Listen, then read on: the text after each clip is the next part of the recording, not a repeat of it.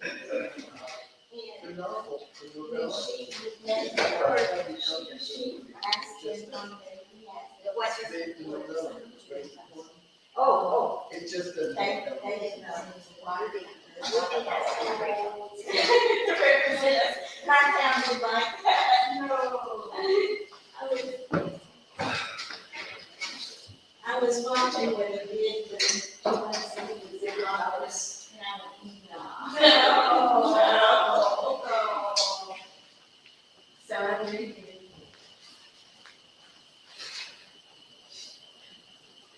Oh, yeah. You can lead out and sing, and I have trouble with both pieces. I love them, but I have trouble with the rhythm. Oh, Help yeah. with the rhythm. All right.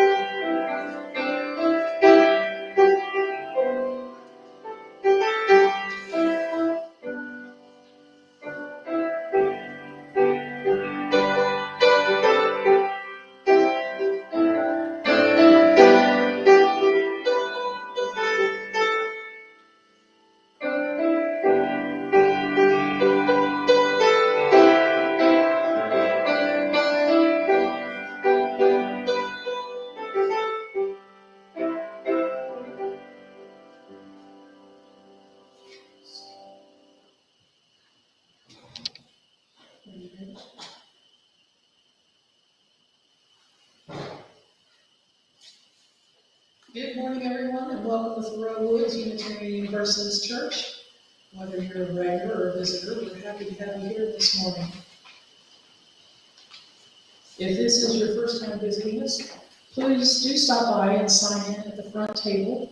We are also asking people to sign in today, everyone, whether you're a past member or new member, with their email so that we may be able to send out emails easier. It seems that the past list has gone awry and some emails have changed. So we need updates on just email list today, and we'll do a contact list in the next few weeks. Yes, ma'am. It's at the front table by the door. Due to COVID, we're starting to see people getting sick in the area, including people that we know. So we're asking, please be considerate if you do have COVID or any of the symptoms, snuffly, sneezing, whatever's, please stay home and don't share that. We'd love to share with our time with you, but COVID isn't one of them. Also, the flu is making quite the comeback, it seems. Not enough people are not getting it yet. One of our church announcements, our church garage sale upcoming in October will be the 27th and 28th. So that's the last weekend, the last Friday and Saturday in October. The 22nd, we have a guest speaker coming, and she will be speaking on ancestor worship and Druidism. We have another speaker coming up next month, and two others actually. I'm trying to nail down dates with that. Paul will be speaking on the 15th on historic Jesus. And another church announcement, we have finally gotten our church pest control termites. Yay! It does take a couple of months for it actually to kill them all, but we definitely have gotten the treatments done, and so that's off and running. And so our next step will be the doors. That may take some time. They still be working this time. They drilled lots of holes, filled them with termite pest control deep down inside, and then covered the holes. So we are good. This is a good company. This is the company Broken Arrow Pest Control out of Livingston. Karen recommended them. She was using them previously. And so they were very easy to work with, and they actually came in well under the budget of everyone else. So double yay. There's a lot of wood in here, so it's good. Well, the treatment was only outside, not in the building. So no worries on scents and odors and remaining essences of pest control.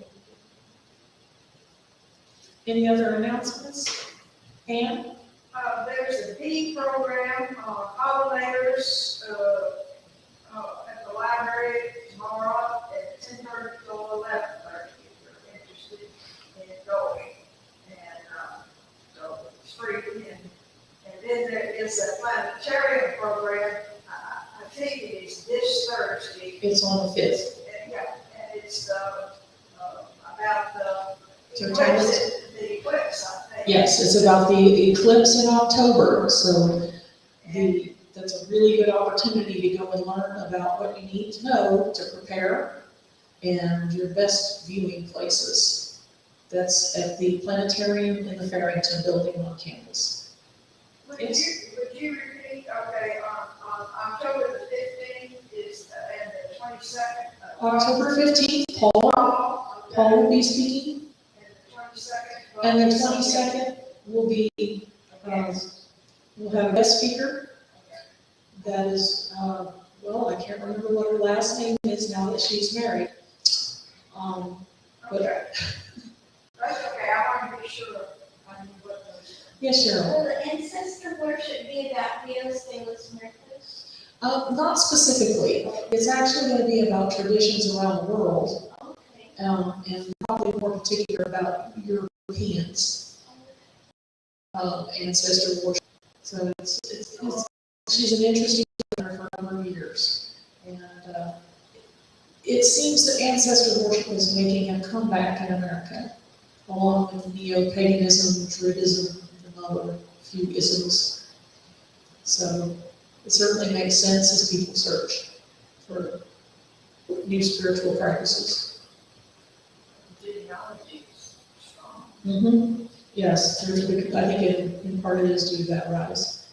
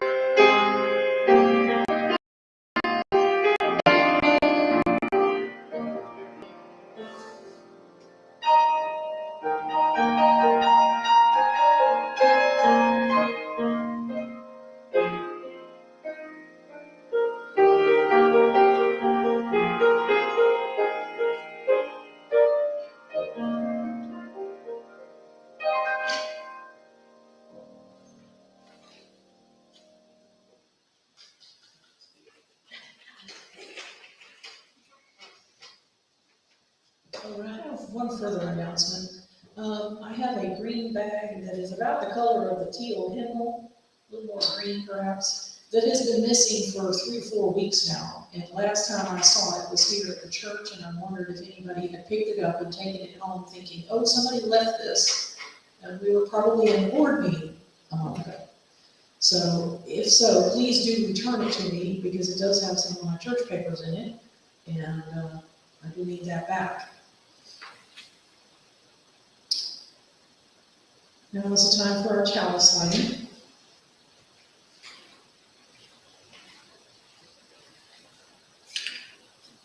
If you would join me in saying, we light our candle, with the light of reason, for our heart and treasure, for the flame of strength and action, and for the vision, tolerance, and justice. Now is the time to come forward if you have any joys. Now is the time to come forward if you have any joys or concerns you would like to share. I know there were a couple of people who wish to speak about the little dog who visited us every week for years, ever since this church opened.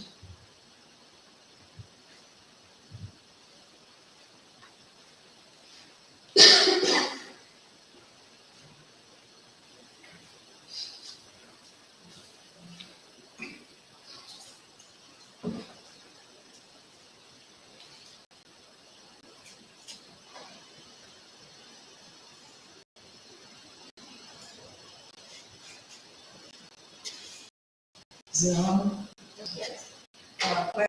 I've understood it, the little dog that we've had, that we call Griever, has died, and he was 18. All knew him better than probably anybody at the church. But I do have a picture of him that, with information about him, for the church bulletin, for the church picture book. And anyway, and I'll go ahead and say about the little monument, since you're, and there's a little monument outside on the right-hand side on the steps for him. I don't know what his name was, but we called him Griever. That's what's on the little monument. Did you know his real name, Cole? He was 18, and so. The other thing is on a concern, and this is for communion, it is very concerning that we have had no rain or very little rain, and we are really in a droughty area, so more than so. Give your thoughts to the possibility that we're going to have some rain sometime, please. Well, I have a concern that there's now something of a joy while we're speaking of pups. Our tiny teacup chihuahua that we inherited about 8 years ago had a stroke. Poor dog, we thought she was going to go. Finally got her to Dr. Green at Long Veterinary Clinic, and he thought she was going to die. But we decided to go ahead and try treatment. And now she's up and about eating, and not quite the same personality, but she's still with us. And of course, our concern is that she goes on. But we just love our dogs, and I don't know what we would do. When we thought she was dying, we were just distressed. And now we have her, hopefully we'll have her a few more months or a few more years. She's a long-haired teacup chihuahua, and her weight got down to 1.25 pounds. She's tiny, tiny little girl. And her normal fighting weight is 1.7 pounds. But anyway, both a joy and a continuing concern forward.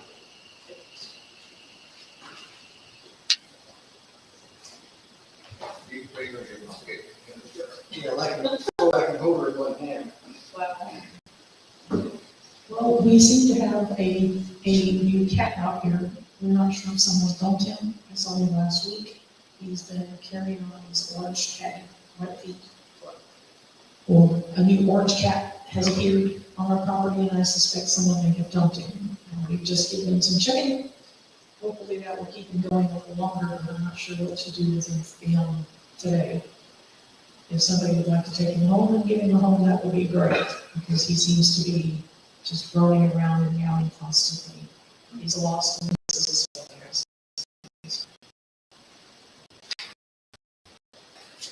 Well, I have the joy of saying I have helped 2 friends move this last week and a half. It has been an exacting, very exhausting process. But one is joyful to be in a new place where there is peace and quiet, and closer to her job as well. The other is returned out of state. This is a different friend, not me, to his family area, to be close to friends and family.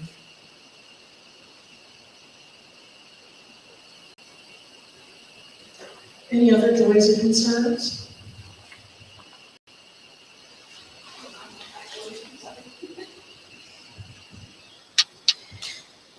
All right, so this is a candle because I want to light, as usual.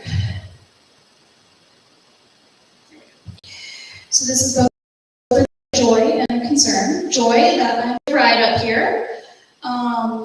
Concern because my car did not start last week. I had to sit on the charger for 2 hours, by which point I missed the service. I was also an hour away at the time. I'm also in the process of moving as well. So all this perfect storm happened that we could not have service last week. I do apologize for not being able to be here, open the building, and lead service. Unfortunately, these things happen. And I appreciate everyone for being understanding of this issue. Luckily, my car is supposed to go in the shop this Monday, so hopefully that won't happen again.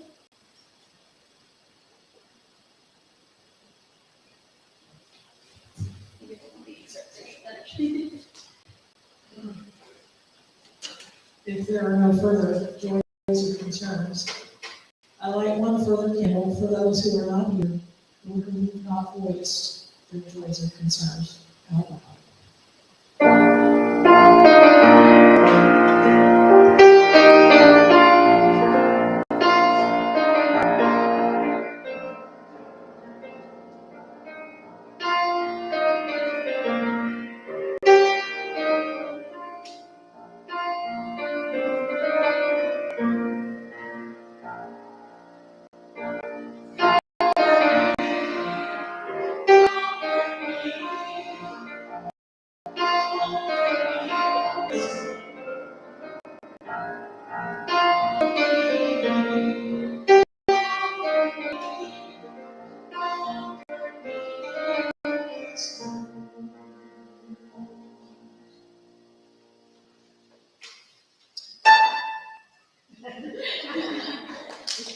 Yes, we're awake.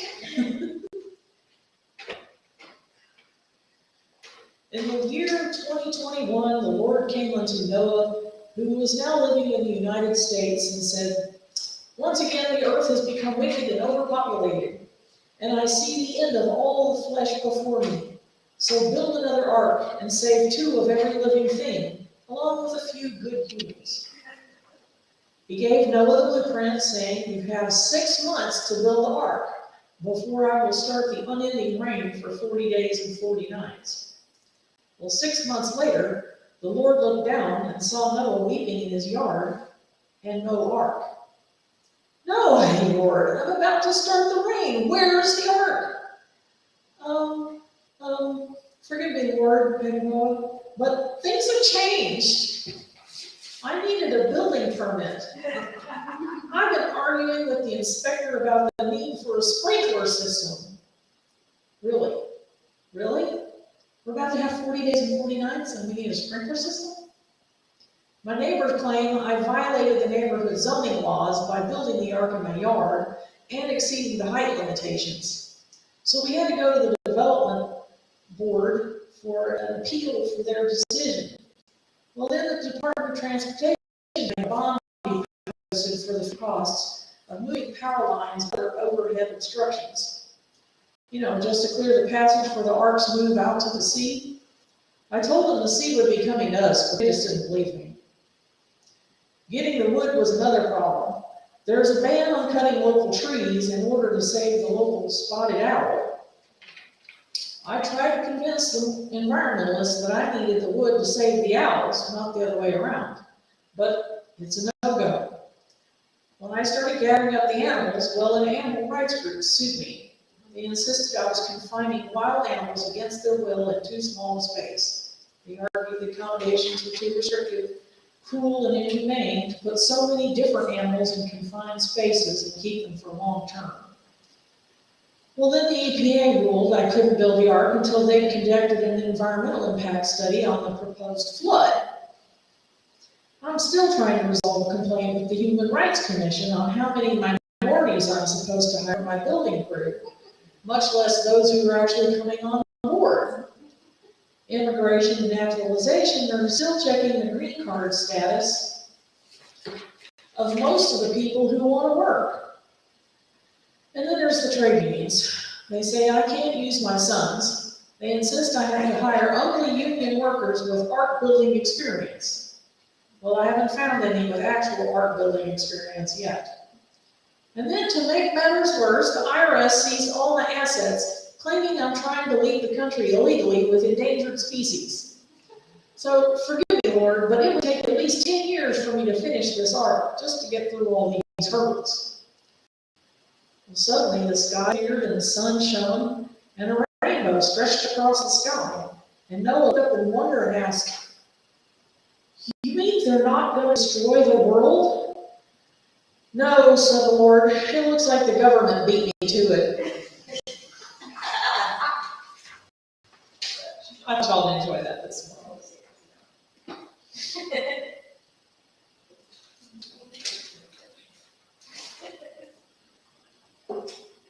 Our words for consideration this morning are actually one of our songs. If you'd like to read along with me, it's in the Teal Hymnal, number 1064. This is called Blue Boat Home and refers to the earth. Though below me I feel no motion, standing on these mountains and plains, far away from the rolling ocean, still my dry land heart say, I've been sailing all my life now, never harbor or port have I known. The wide universe is the ocean I travel, and the earth is my blue boat home. Sun, my sail, and moon, my rudder, as I fly the starry sea, leaning over the edge in wonder, casting questions into the deep. Drifting here with my ship's companions, all we kindred pilgrim souls, making our way by the lights of the heavens in our beautiful blue boat home.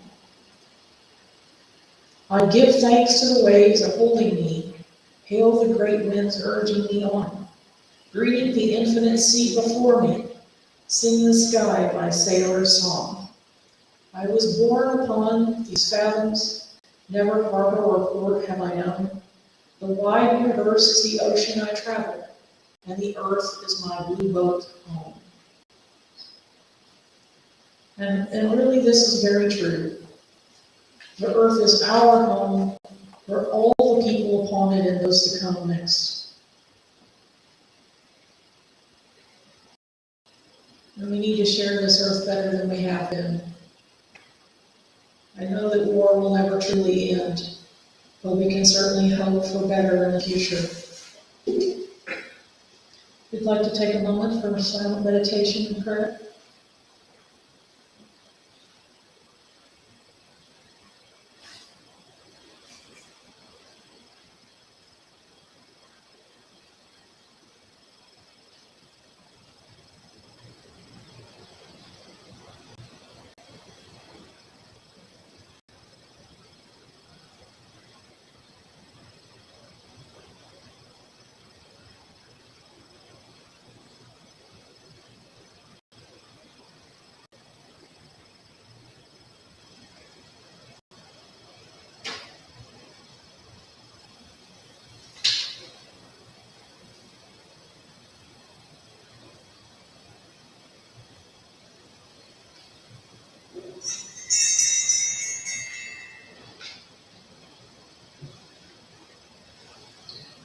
If you'll open the regular gray hymnals to number 210, Wading in the Water is our next song.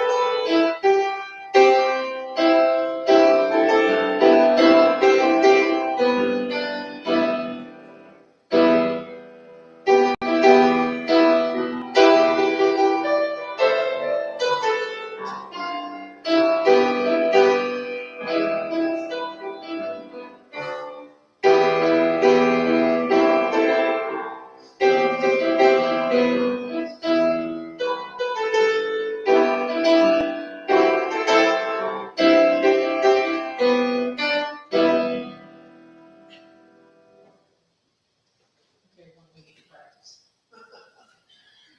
You know, perhaps we might consider that, having music practice periodically. Practice some of our hymns that we don't know as well. That would be wonderful. I think that would be very good for us all. Refresher course. Next, we have the offertory. This weekend only, we're going to continue with Hospitality House. I didn't have a chance to choose a new. Yes? It'll actually be the Huntsville Cat Project. Huntsville Cat Project? Like feral cat rescue. Oh, okay. The Huntsville Cat Rescue for feral cats. Sorry, that was because I forgot to update that in the OOS because I don't have a highlight. I'll be honest.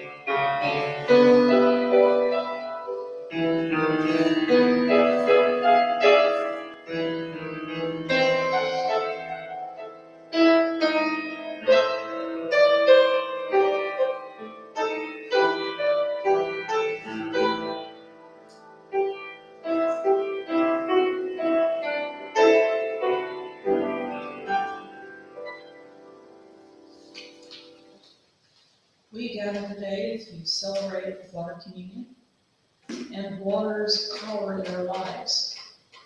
Water communion is part of the UU annual cycle of life, but water is also a cycle and has a series of subcycles.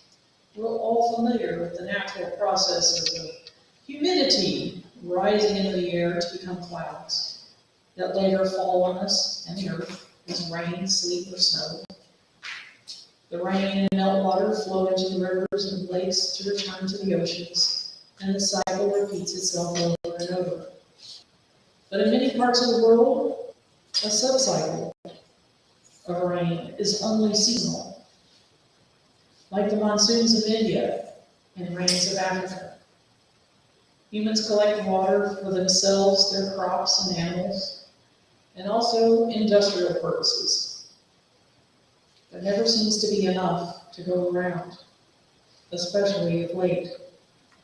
Many parts of the world use water to create energy, but water itself can create energy as it transforms one form to another, and it can energize the weather as well, creating hurricanes, tornadoes, snowstorms, and a whole variety of other times that would rather not experience. We've seen the ancient glaciers melt around the world, increasing the power of rivers. The influx of colder waters at the poles and the increasing temperatures at the equator are changing the deep ocean currents worldwide.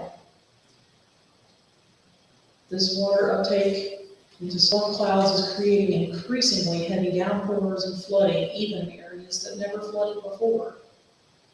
The power of rain and floods is changing the landscape, especially where humans reside. Rising sea levels threaten coastlines around the world and is forcing humanity to hew higher ground. It's even forcing some countries to rethink, will they be a country in the future? This is the power of water, to flow where it wants and alter life around it. I would like to see these waters of our water community flow into each of us, into our lives and our hearts, energizing each of us to follow our church's intentions, ideals, and commitments. May this flow of water energy also enter our community, spreading word of our church and its endeavors for more people to seek this spring and its source. May we all find more energy for our church and community. Nurse.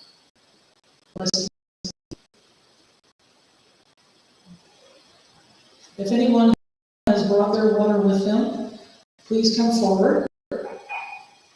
And please use the microphone when it's on.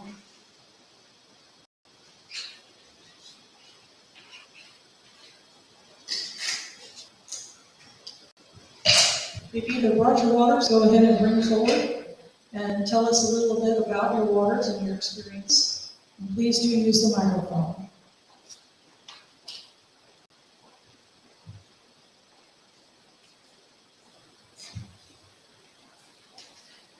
And which board in here, is that right? Yes, ma'am.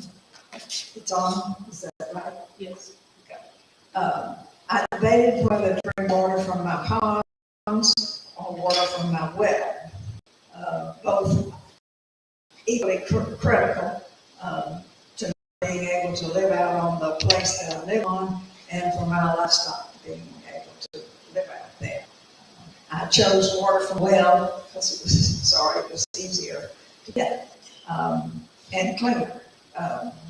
But this is water from a private well, and it allows me to live on the place, and in emergency cases allows me to water my livestock, which I had to do in the drought of 2011.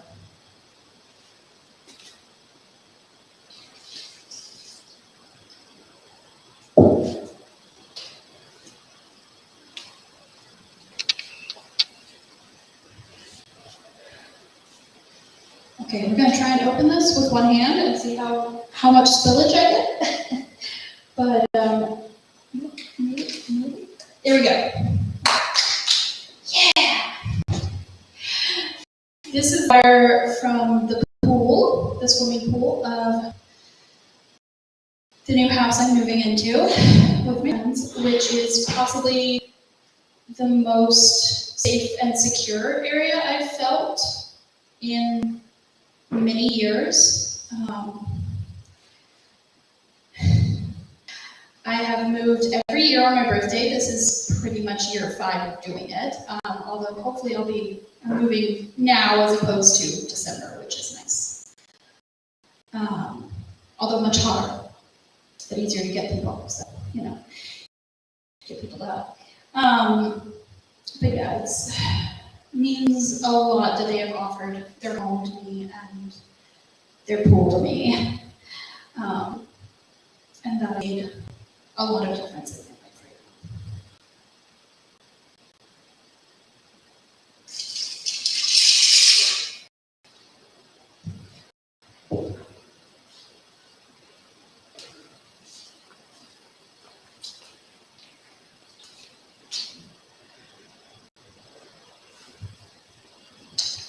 now. Well, I haven't been there this year. So this is water from my lake, Lake Livingston. And one of the nice things is our water is way down on the lake. And the only place that I could go to get it would be very difficult. So my neighbor has 2 young grandchildren who delighted yesterday in going down to collect the water from you. Living on the lake, it's just so obvious how we need rain, how low our water. It's over 3 feet down from what it usually is on the lake, and it will take a lot of rain to bring a whole big lake up to where it belongs. So certainly, the water is so crucial. I know all of you have ideas about where the water is needed, and water is truly a gift. It isn't something that we've given ourselves. It is.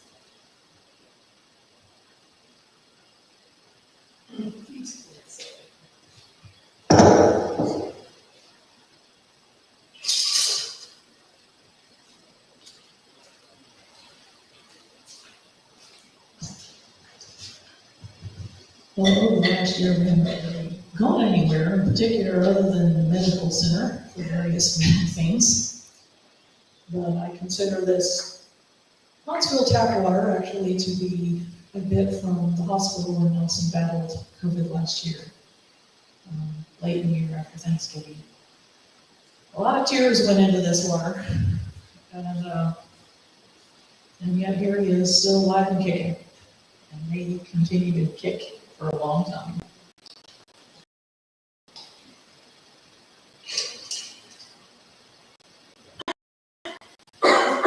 Also from the farmer, which is where I buy the children.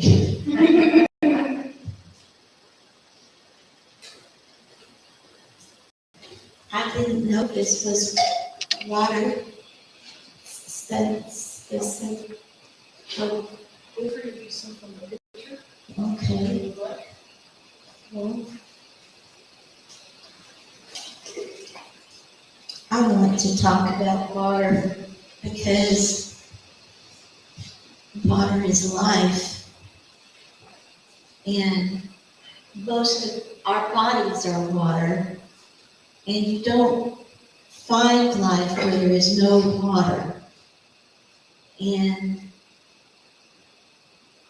anywhere there's life, there's water somewhere because water is life. So you have to realize that life goes in cycles and water goes in cycles. And to really understand how everything cycles together, you have to understand life and how we impact our waters. And humans have a huge impact on how our whole life support system on Earth works by how we impact both the quantity and the quality of our water. You can't look at them separately. You have to manage them together. And when you don't have the proper flows of water, you don't get the proper water quality. If you were to go into a piece of some water out in the outdoors now, you might find that water not flowing. It might be stagnant. It might be rather warm. People might get sick from it. If you see water and feel that's not moving, that's hot, you probably shouldn't be playing, using it as a drinking supply or that kind of thing, because a lot of harmful things that are pathogens thrive in those kind of conditions. Any one of those 3 things, flow, low oxygen, high heat, and but you have to realize that when we use too much water, especially too much groundwater in Texas, because most of our surface water comes from groundwater for most of our state. When we overutilize that. We don't have those flows coming out into our springs. What's normally a nice, beautiful, clear spring run, it's not going to stay nice when there's no flow.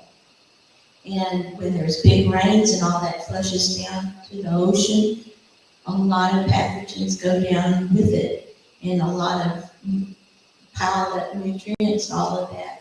You can end up with big red tides where there's been no flow coming in until there's a big rain at the end of a drought. So we really need to understand how man influences our life support system on Earth and our connections with water. And lots of beneficial things going on in the water that create our life support system, affect our weather. It's not just the physical things, it's the living things together that cause our planet to be what it is. And that's why they're looking for, they don't think we're the only planet that has water, because these planetary processes and solar processes that we can see going on up in space have to do with some of these things that have to do with cycles of body life and biogenic silicon and things like that. And just like water can be used for energy, but water is life. I could go on and on, but it's just, it's been a part of my life. I've been looking at water under the microscope since a little kid, since I had access to microscopes since I was a little girl. But then I got involved in water quality with clean lake studies. Then I got involved with water quality with studying aquifers. And when we don't pay attention to quality in our aquifers, we lose our aquifers holding capacity, storage capacity. And water can travel uphill. You know, you think of, well, it would have to travel uphill for the bad water to get up here. But when you take good water out of aquifers that are connected to bad water, they're only connected by a density layer. That's what keeps them from mixing. There's no boundary.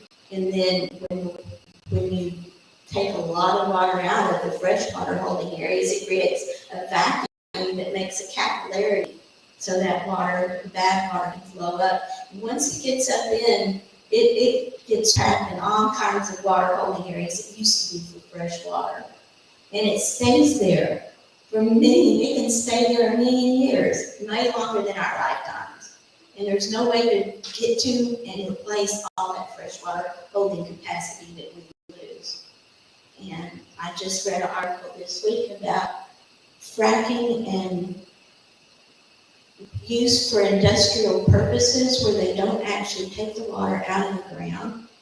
Well, we haven't been accounting for a lot of the water used in mining where the water does come out of the ground in great volumes. During times of drought, we seem to do these biggest building projects, big highway projects, interstate and Texas highways and big building projects take lots of water. Concrete is mostly water. And but with the oil and gas industry, Texas has been taking water in the trillions of gallons out of our freshwater part of aquifer, using it for fracking purposes, and then shifting it somewhere else underground without it ever coming up. And Texas does nothing account for that. And they've determined it's in the trillions of gallons of water. So we need to be really, really careful, because that's water that's not going to be useful for our water supply. Drinking water and things we need, our surface water is doing. And so we can't ignore, the quality. We can't treat water like a mineral that can be exploited. And so I wish I could say more, but I know y'all probably getting tired of this. But I do care a lot about water, and I hope that we can connect water with life and use the natural area around our building and show how we can collect water and reuse water. And I would love to bring some water here every Sunday. I would wish I'd thought about that today. But we could have barrels where we could bring water and dump it in, because we can sure use it around this building. And I've seen some wonderful nature centers that were started out like this church did, just had a real nice wild habitat around them. And I'm really serious about helping with this community that y'all were talking about the last time I was here. So I hope that we will get together and find a way to do outreach education and use this wonderful natural habitat around our building, and not have to do it all ourselves. I want to help put something together where we bring in resources and people to come help us do that. So, but I think it's very, very important to do. And yes, I think that.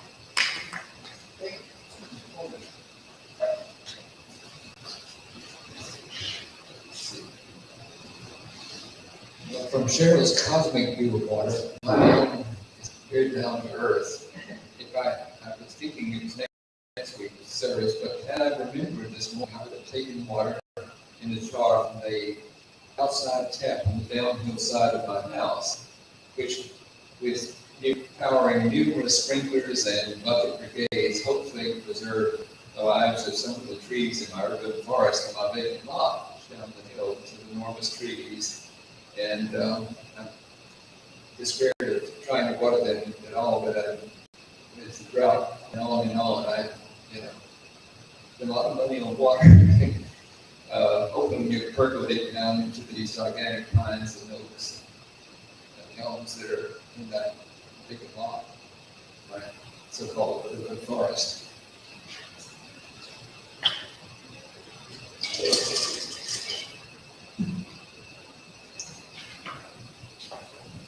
It's a long ways to the Rio Grande River. I was born a mile and a half from the Rio Grande River in 1946, and in those passing 77 years, the river has been transformed to a ditch. As you may know, I write local histories. I wrote one, perhaps buried Texas, which I never finished, but I put it into a presentation. I made 3 presentations. But I like writing local histories because it's something that I can do. And I've written over the last 2 years rather extensive local history of the community where I grew up. And the ancient people of my valley, Sea Valley of New Mexico and West Texas, were the Anso people, and they called the Rio Grande the Turtle River because it was a vibrant, rich, wonderful, beautiful riparian ecosystem. It's now gone.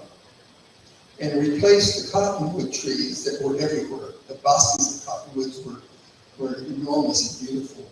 And they were part of a life cycle of flooding river. The floods have been controlled by a number of dams, namely the Elephant Butte Dam, which was built in 1916. And since 1916, the floods have been controlled and the bosques have disappeared. The wildlife that have been described, even the sturgeon, a rare sturgeon that was part of the ecosystem of the valley, and carp and catfish and cats, wild cats, and coyotes and wolves, they're all gone. So I've chronicled this change in many ways, but I'd like to give a tribute to the Turtle River and to the Mantua people of the mid-Rio Grande Valley, New Mexico and West Texas. I am certain that within this water, there are a few molecules of that river that have been recycled and be captured. So I will give tribute to, well, once again, to the Manson people and the upper middle Rio Grande River.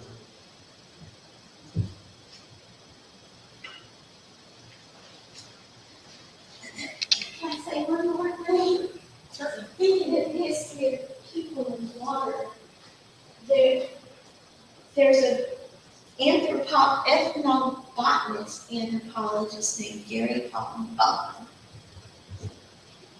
Just hold it this way. Okay, Gary Palm, and he wrote about the Papago Native Americans, and they would do a rain dance where they would go up to a mesa overlooking a spring, and during at the end of the drought period, also the perfect time to harvest the part of the agave that makes a really nice alcohol.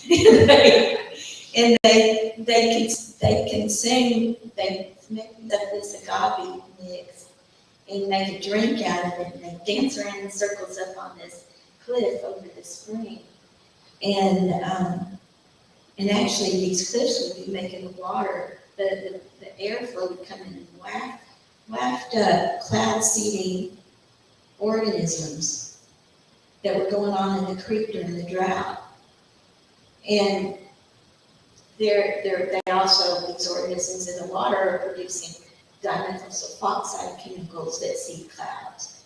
But these chemicals were being wafted up, and then while they were doing all that, this agave mix in their stomachs, they dance and they twirl around until they would throw up on the ground, and they'd have a big old deal about doing this ceremony where they're all throwing it. Sounds really gross.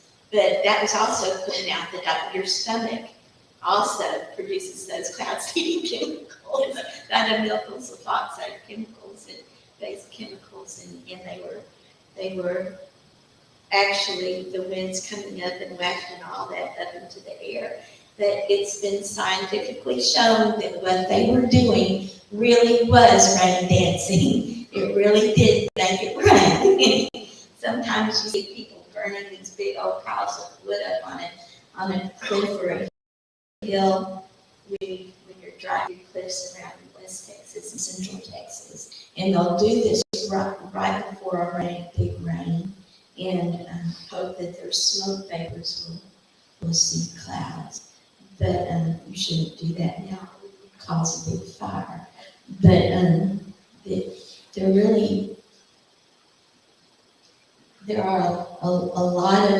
there's a lot of wisdom from the Native American peoples about water.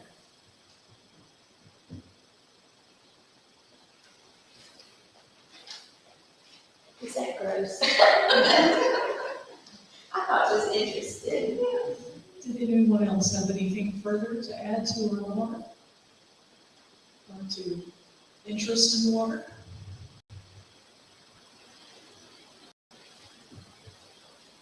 Yeah, so we'll have one bit for our church. May the waters flow together and keep us always together.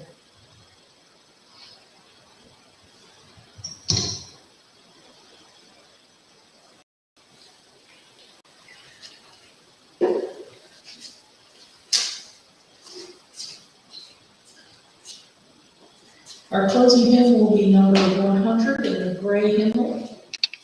I've got peace like a river.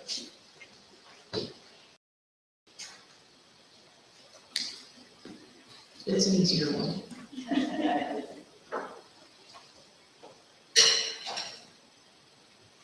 How many verses?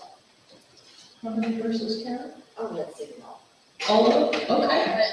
Let's go for all.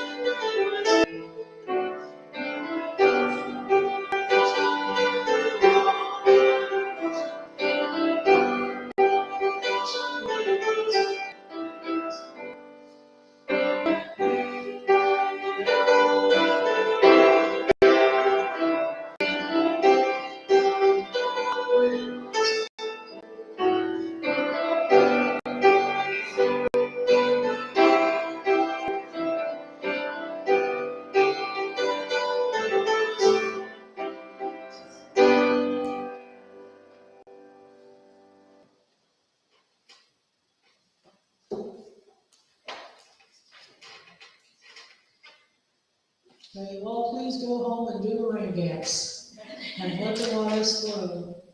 However, not flood.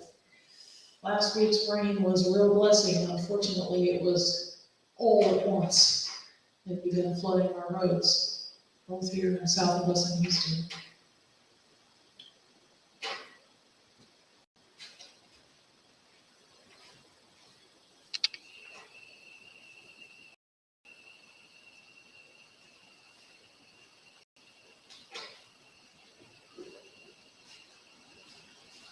And our final song is Shalom Hamarine, number 400.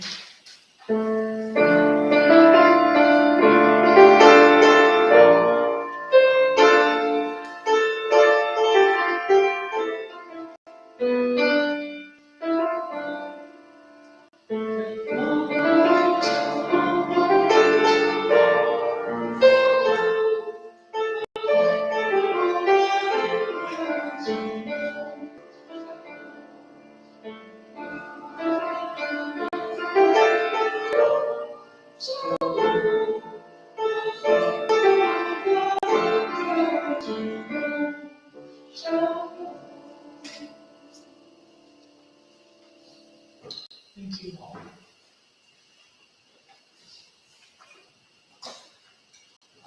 John, I was thinking about your elected office. When, Yes.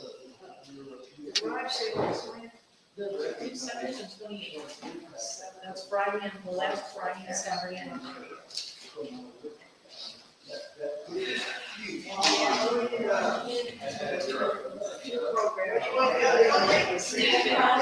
yeah, the 15th will be all, and the 22nd is, she was going to Reverend Mark, but she's been married and I can't remember her last name is now. And then I guess there's another Sunday. Yes, I will South next weekend and then another weekend. Well, fellowship on the 29th. It's typically fellowship, but we will also have small work service on that one. Okay, and then, the second, guess it's the 87th, is that right? James. Next week.